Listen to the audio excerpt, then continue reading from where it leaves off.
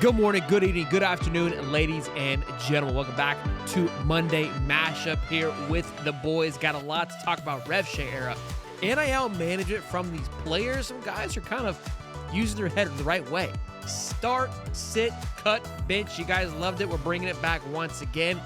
Hugh Freeze hitting the links. Is that a good thing or a bad thing? Message boards are losing their mind. Then we go back to our top 5 SEC offensive linemen. Some of y'all gonna be pissed. Some of y'all be fired up. Without further ado, one of our co-hosts for the evening, Cowboy Ty, looking sharper than ever today, boys and girls. He was not picking up ladies, he's picking up your mama. And of course, the man, the myth. No introduction needed, boys and girls. Let's get right after it. Cody the Professor, Cowboy Ty, and the gang is all here. How we feeling? How we feeling? Good. I'm just trying to bring a little class to the show, you know? Me too. Me also. The range we bring to this show is unbelievable, bro. I mean, we're talking Absolutely. bush lattes, cut off tees, and buzz cuts to just suit and tie to my goofiness. I mean, you can't write it up any better than it already is, man. Hell, if we start talking about NASCAR, what a race last night, though, Ty. Were you not fired up, bro? It was, man. They're getting it. Carlos Camar's our guy, man. He might be our new boy. I love it. He's awesome. He's a great dude. We don't talk about NASCAR, and with each passing week, I'm just gonna fire up at a high top NASCAR just so I have something to talk about. You know what I mean? Because I've been writing about it, which has helped me get it out. But I just need to say something. Some people are like, "What are we doing here?" Sorry, let me have a moment. All right, boys and girls, got a lot to talk about. Some cool stuff, some great things to go over. First is this rev share era that who other your team, Ty, has been in the news. Why is it got to be my guys? Bro, for all the wrong reasons. I mean, they cannot catch a break this offseason, whether it's Thomas Castellano just throwing nonsense. You got one of your boys tweeting out their diet plans to go into Chick-fil-A with no pickles and extra high C on the side with a cookie. I mean, you can't make it up. And then this. Now, I kind of in a way like what they're doing. But it's just, I just feel like they probably should have been someone else that did this. Let's summarize what's happening here. So Florida State has rolled out a revenue sharing contract ahead of the July 1, which is in 2 days, tomorrow, launch of the NIL House versus NCAA settlement. The contracts are sparking concerns among agents and industries insiders due to their unusual, aggressive, and one-sided clause. Some key things. Unilateral extension clauses. FSU can automatically extend a player's deal for future years without renegotiating, locking in terms unless the player pushes back. Okay. Second one, injury or illness penalties. Contracts allow FSU to renegotiate or cancel deals if a player suffers injury or illness it deems impactful to NIL value, even injuries incurred on the field. Strict fine systems. Players face fines of $2,500 for loss of gear, or $1,000 for first-time controlled substance violations with increasing penalties for repeated offenses. No real appeal process. Dispute resolution seems limited to arbitration with little transparency or burden of proof required by the school, and the institution pushes back. FSU defends its contracts as tailored and flexible for the new NIL era, emphasizing unique situation for student athletes. Quick off the dome, boys. We've been talking about it. What have we been saying? We need some guardrails on this thing. And somebody, and what did I say? You were so far this way. You have to have a drastic turn this way. And so when you read some of these things, you're like, those are crazy.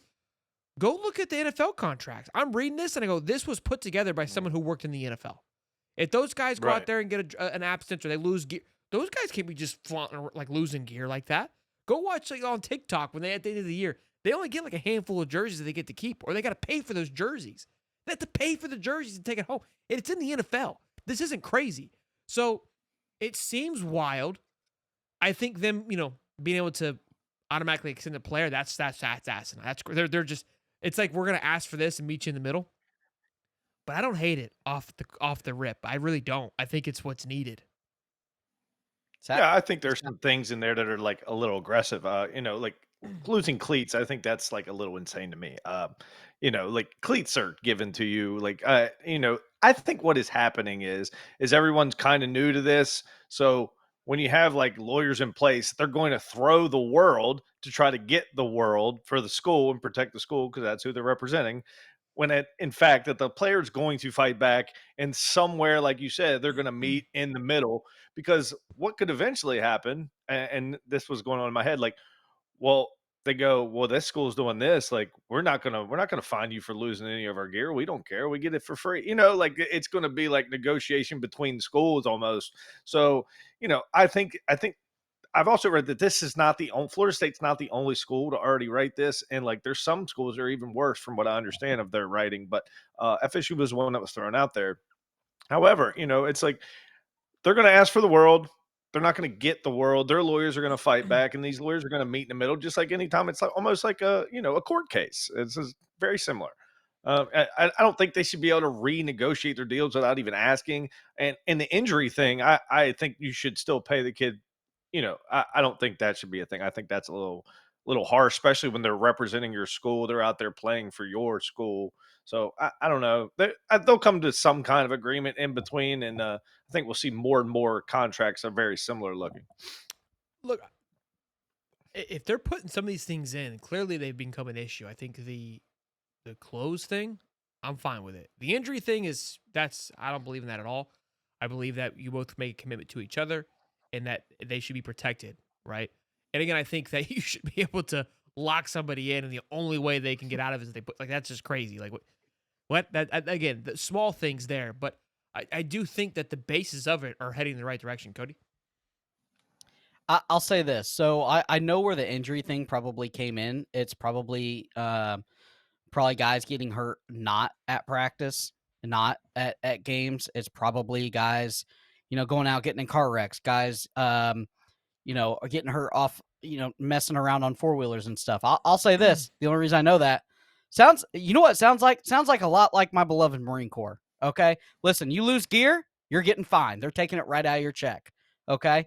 You get hurt off the job jacking around. Guess what? You're going to do extra detention. They're going to take half your check. And on top of it, you might get dishonorably discharged, depending how bad it is. I get it. And here's the thing. I got two things for this. How long till we see a sit out over contract negotiations? Ooh. Number two, because who's got the big money and the big lawyers? It ain't the kids. It's the schools. Okay.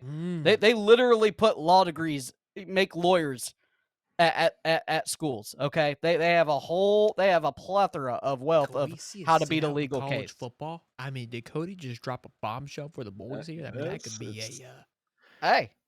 spicy one. Clip that one. For number kids. Two, I'm also going to say this. It's good to see some accountability. I don't think it's going to happen to the number three. Or number three. Okay. I don't think it's going to happen to the uber echelon 5-star players, the quarterbacks and stuff like that. I think if they lose a piece of gear, it's going to be like, hey, whatever, treat your star players great and treat your shit like shit, as Urban Meyer used to say. But it's one of those things where I think listen, you want the money? It's a job. And at your job, when you sign on that dotted line, like all of us, there are non-negotiables. And there's some non-negotiables. You go out and get hurt, messing around, your contract's done. It's ended. We don't owe you nothing. And I kind of like it. Yeah. Look, I think that there's a lot of promises here. I think the big thing, though, and we've said this before, is that you're going to have to get other schools on board. And I like the over-the-top aggression. Because there's going to be you're going to find a middle ground, right? There's going to be some pushback. Yeah. So if you go so far out, look, I joke all the time. When gas prices went up to $4, $4 to $4.50, $4.50, it was so they can come down to $2.90, and we're like, oh, okay, like it felt normal. You know what I mean? Like no, $1.90 was normal, but when they throw it all the way up to $5, you come back down to $3. It's like, hey, we cut it in half. No, you didn't. You raised it $9, and then you cut it in half. You just raised it in a very unique way. This is kind of this is similar to that. Let's raise the price, and then we'll say, hey, we worked it out. They're still gonna get there, like Cody said. They're gonna push hard, and it has to happen. We need it because there's too much on the other side. There's too much control for the players right now. Yep. No, I agree. Thanks. I mean, like I said, they're going to come in a medium. Yeah, good stuff.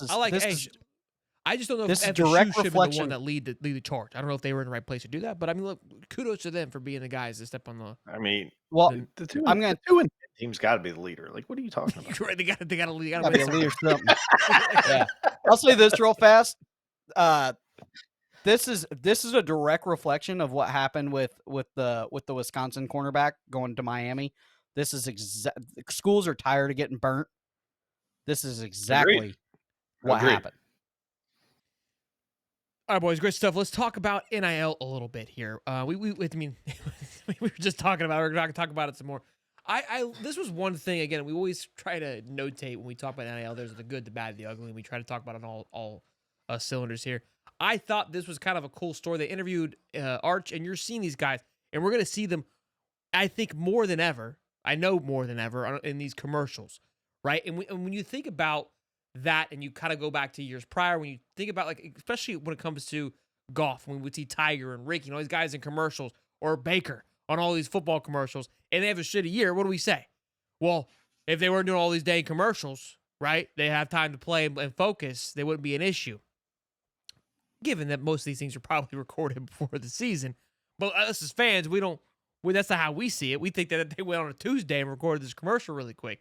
I mean, he talked about it. He said, look, I'm trying to get all my stuff out of the way before the season. We've actually heard DJ Lagway is doing something very similar, that he is shutting things off at a certain time in July, that he won't be doing any more NIL things relatable.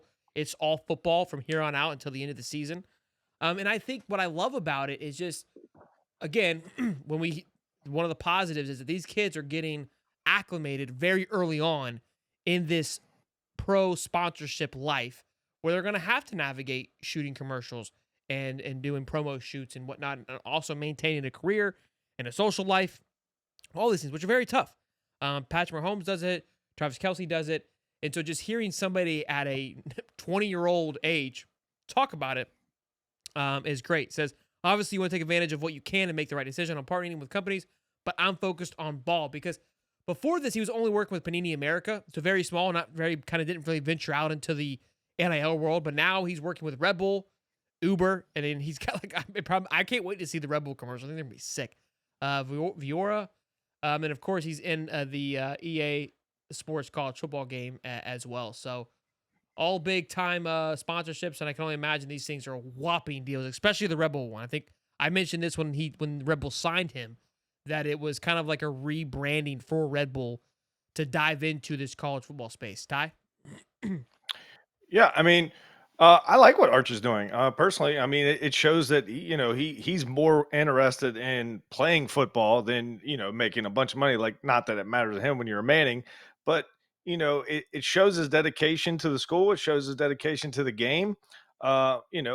He wanted to set back, and like he set back for 2 years. And how many people have we seen take that backup role and learn and produce his skills and get a little better before he takes over that job? Most of the time, people are leaving and going to a different school. I think that he's done the exact right thing. I love his approach to it. It's one of a kind. Honestly, he's standing out to me, and I'm very interested in see what he can do this year, because this is awesome. We want to see kids like this. This is what it used to be. Like, this is great. So I like what Arch is doing. Coach? Yeah, real fast for all Georgia football players, use the coupon code ARCH for a free ride if you're drinking. Don't drive with Uber. That was incredible. I think we That's all I got. I think we can end it on that one. That was fantastic. That's how you close up that segment there. That was really good. Look, there wasn't much here. I wanted to kind of give Arches his flowers and then kind of talk about how it's cool seeing this. There are the positives. All right, we've been doing this little segment here, the start, cut, bench segment, where we've taken the three. Look, this one this was a tough one. Cody named the coaches, and I was like, we could argue which coaches to use from the ACC. I don't, because Norvell, a year ago would have been in this conversation, but now he's not. Mario is in this conversation. Dabo is in this conversation. That third one's kind of open for business here. And Cody said Fran Brown. Cody and I are big Fran Brown guys, okay, for the start, cut, bench era when it comes to the ACC. I feel like we're going to get throttled for not utilizing another coach from the ACC. And because Bill's not, you can't put Bill in there. Norvell Keys from Georgia Tech. Absolutely no bill. So, I mean, look, Fran's not a horrible one, especially after year one. Yeah. But I feel like it kind of, I know what I'm going to do. But we're going to let Ty go first because he's the ACC guru. And maybe he brings in, maybe he calls an audible. Maybe he brings in Norvell and says, "Hey, I'm calling up a guy from the stands. From the minor leagues? Yeah, we're calling him up." Ty?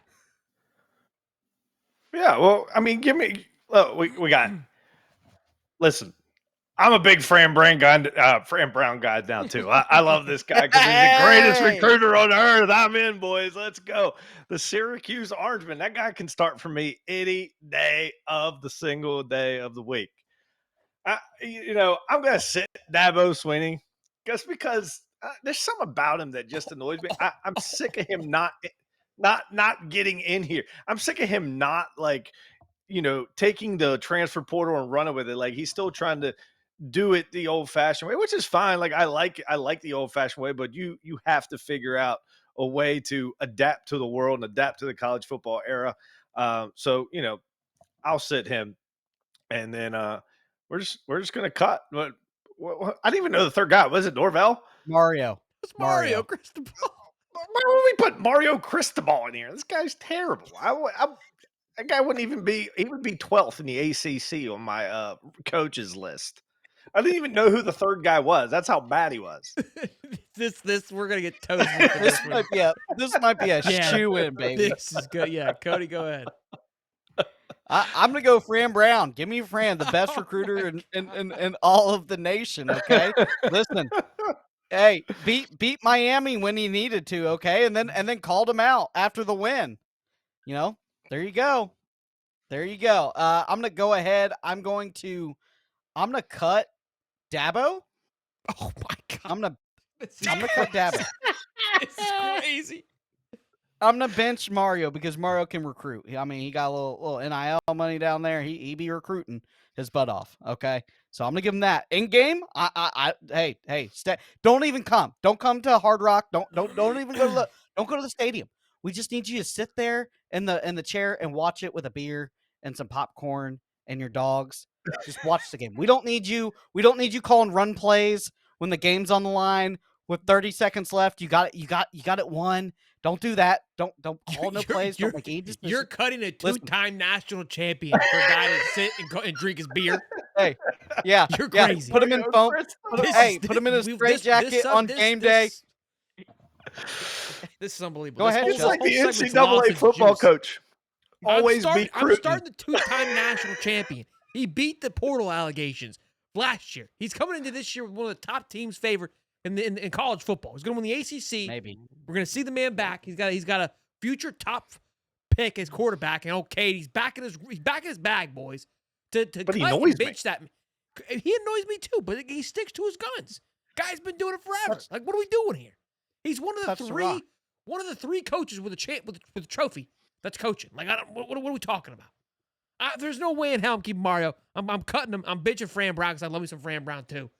Well, nobody had the same thing here, which is crazy. I just can't believe that Dabo got the disrespect that he did. This is unbelievable. The fact that Mario Cristobal even made a bench is impressive. Hey, I don't need him to coach. I need to lock him in a bot what's that? The chokey? Put him in the chokey from the movie Matilda. Listen, on game day. Okay, I don't need him anywhere near that team. This might be the worst one we've done. This might be the best. We got to do the Big 12 next. Might be the best too. Could be the best. Could be. There's a lot of potential there. Right? That's great. That was good stuff. Good stuff. Let's talk about some. We had Jake. Auburn is similar to FSU. They're in the news for all the wrong reasons. That's what the trend that they're doing right now. We had Jake Crane talk about their recruiting because it felt like out of nowhere, all of a sudden, the recruit was having a mad slide. People were losing their minds. Auburn's on fire. We have Jake Crane on. We talked to him about it. Auburn is in a very similar place to what Florida was last year. They came out the gates hot, recruited very well, but it's not backing up what was sold. The dream wasn't sold, right? So once that starts to fail, all of a sudden it's like, hey, you told me this, and this. None of that's happening. And that's I believe what's starting to happen with Auburn, and they're not having success recruiting. Well, then it doubles down because then my man's golfing. He posted, I think, 10 rounds in the month of June. And the message boards are going absolutely nuts with this. And it got me thinking, man, it reminds me of anytime somebody in power, i.e. a president, a coach, is just genuinely just enjoying their off time. The $1 million contract that they're signing, they choose to spend it on the golf course because who wouldn't want to be out there? And they get someone gets a photo or a clip or anything or an interview, and people go absolutely berserk of like he should just be in his office, pen to paper, writing stuff down, making up new plays every single day until he brings home a national championship. It's incredible. Cody, you're chomping at the bit there, I'll say this. I'll say this. Listen, I know about presidents playing golf, okay? I'm not going to name the location. I will name the president. I got kicked off the golf course 7 times because Barack Obama decided to play a little golf, okay? They take everybody off the course. Listen, I was playing a lot of golf in the Marine Corps. We stopped playing that course because he also really liked that course. We'd be 5-6 holes in, and Secret Service come up. Hey guys, gotta pack it up. On a military installation at that. Like, killer course. Okay, guys, gotta pack it up. Prez is here. Golly, rain check? Anything? Nope. Any take on Freeze playing golf? Are you okay with it? Are you not okay with it? Hey, the guy's gotta be able to have a little free time. I understand. These guys aren't AI or machines or anything that we're working 24/7. If he wants to play a round of golf every now and then, 10 rounds, is that a lot? That's more than I play. That's a lot. Is that more than a month? Yeah. Is that more than you've played on the simulator this month? It is. Shoulder injuries keep me out of work. But here's the thing: the correlation is you're losing like 5 recruits in the midst of your 10 rounds. That's part of what's not helping. Maybe he's out there swinging NIL, trying to get some booster money. Well, that's the thing. That's what I was gonna say. These kids, all deals are made on the golf course, baby. That's 100%. I was going there next, Cody. These kids don't know nowadays that you want to get the big dog, you want to get that money flowing, you got to go hit the sticks. You got to get them comfortable. Got to get the booze flowing. And I think he's out there doing business deals. I believe so. I think he's like a 7 or 8 handicap is what the word on the street is. I'm down to take Freeze to the sticks. I mean, what's up with it? All deals are made on the 19th hole. We all know that. Listen, let me tell you something. 10 rounds. First of all, he's probably at a private golf course. Probably takes him 3.5 hours to play around. He probably tees off at 7:50 in the morning. He's done by 12. He goes home, he gets a shower, he goes to the office, and he does his job. Everybody let the man be. He's playing golf. Who cares? I play 10 rounds of golf, and I don't nowhere near having that kind of job. I mean, like, he pretty much, he has a free time. Like, I'm just saying, that's let the man point. Be a man, play golf, drink some booze. You don't. I'm not even. Your job's not as serious as his. We need him to be focused and dialed in. They act like, but he can work. He can work anytime. Like, he's 7:52. He's teed up in the morning. He's taking a shower. He's going back to work. I mean, let the man be the man. Like, go ahead, Hugh. Here's what I love. Yeah, what people don't realize is don't even get out of school. Yeah, recruits don't even get out of school till 3:30. Well, I mean, what are we doing? Exactly. Golf every day. He embodies that SEC coach vibe. You got to have a little drama. You got to have a little just oomph about you. And I like it. The whole world around you is burning. If you look at message boards and Auburn fans, they're losing their mind. And he's still like, I'm still going to go do me, baby. I got to keep me. I got to focus. Like you guys, you still got to take care of yourself. You still got to go do you. And so if you want your coach to be dialed in and focused, let him play some golf. Billy, you better not be on the golf course. Free is mine. Cut him loose, baby. Cut him loose. Free your mind. All right. Last little subject here, boys. Hope you guys are enjoying the content. If you're not, I don't tell you. It is what it is. Top 5 SC O-linemen. You know Cody and Ty like to go battle on this one here. And then I criticize if I think I can or I support them. I think this was Cody's offensive line here, so I'll let him attack it. And they're very different this time. I think this is probably the first list that are like nowhere close. This is Tyler's? This is mine. Yeah.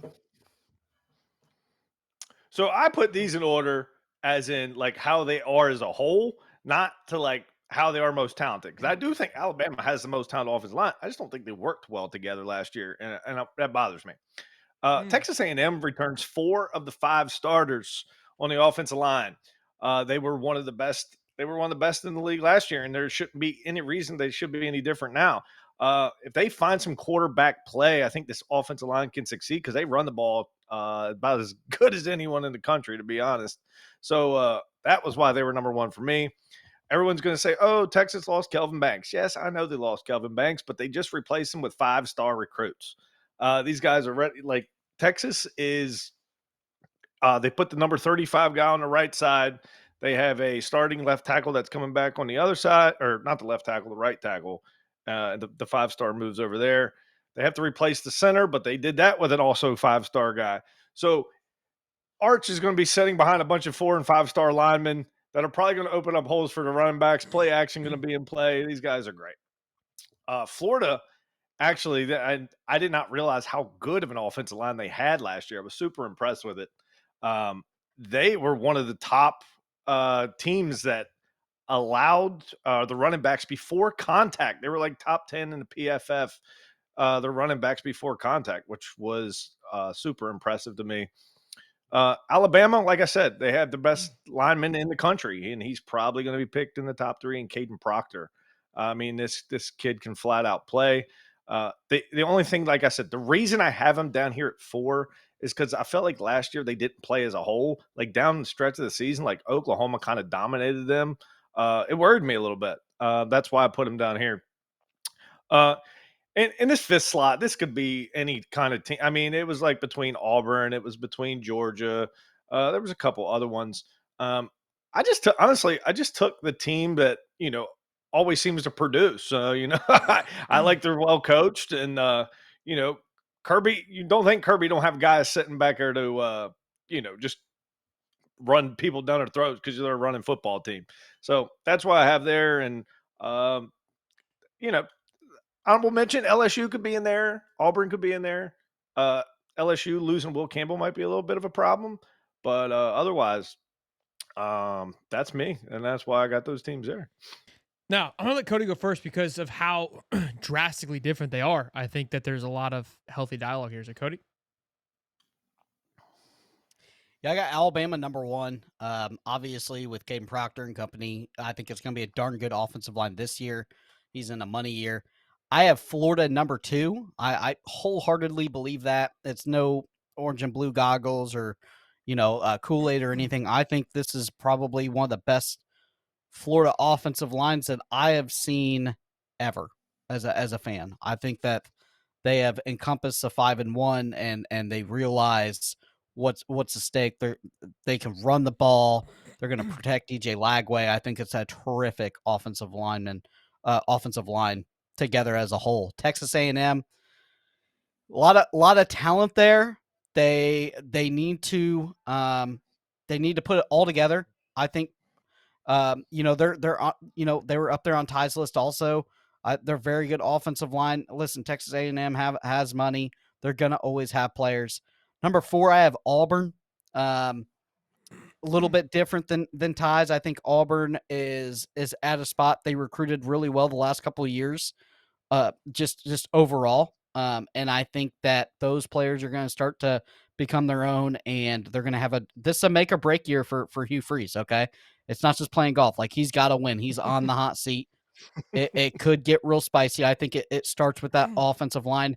They have a good defensive line too, by the way. Oklahoma. I have Oklahoma there just because of Bill Beatonbow. With him being the offensive line coach, I'm never gonna not have him out of the top 5. He's got the highest amount of players making money in the NFL currently. They usually have a good offensive line. I know it was a big step back last year, but I think this year they've filled in some pieces. They've got some really good pieces recruiting, and they have some star-stud returners over there in Oklahoma, and they have the best offensive line coach probably in the nation, and Bill Beatonbow. So I have them at 5. Look, Florida up top is common for a lot of people right now, so it's not like it's a stretch. Some have them 4-3, but at the end of the day, top 5 offensive linemen to say the least. Georgia is one where I would I like them not being a top 5, just given the fact that they had a down year last year and lost some guys, and there's been a huge conversation on their development staff with the offensive line coach as well. So makes a ton of sense. And Oklahoma, there they are once again, showing up in this list, whether it's defensive tackle, edge. I mean, they have got the talent. We keep talking about them. And my opinion is starting to turn a little bit on those OU boys out there and what they're going to be able to do. But Auburn is another one. Auburn is very in a very similar situation, I think, as Oklahoma. A lot of talent there, kind of is poised to do what they should be able to do, but still some question marks to be unanswered. And A&M, they're a top 25 team going into this year. I think there's a lot of people that are excited for them and what Elko is able to do. So great list. I think that they're all good. I think Georgia probably was a little bit of a diving. I mean, are you diving? I mean, I looked at PFF and they were the 5th best last year. So, even as they struggled, they were still the 5th best in the country or in the SEC last year. And look, so, I said down year. That's a down year for Georgia. That's a down year. They also didn't have the. They also don't have the. They also haven't hit on running back also, which hurts, and they got nicked up in running back. So it makes the offensive line look worse when you don't have a true apparent hard-nosed run game. And Georgia is past the days of Sony Michel and that, they had a trio at one time. Nate Frazier's Swift, a dude. Michel. So Nate Frazier's a dude, but got hicked up with a little bit of injuries and stuff like that. I think that's accountability. You got to look at Florida. Florida ran the ball good with everybody. I mean, put me back there. I mean, I'll look like look like ball. I mean, a little shimmy, a little shake. I think that's the perfect time to end the show. Boys and girls, great show again as always. Hope you guys enjoyed a great conversation, great debate, great talks. Let us know your thoughts down below. Your stardom, your sit 'em, your cut 'ems, your top 5 offensive linemen. What's your handicap? We want to hear it all about it in the comment section down below. You know what to do. Smash the like button, subscribe. Until next time, that's Cody the Professor. That's Cowboy Ty. And I'm your host for the Keeping it classic, baby. Y'all be good, baby. Peace and love.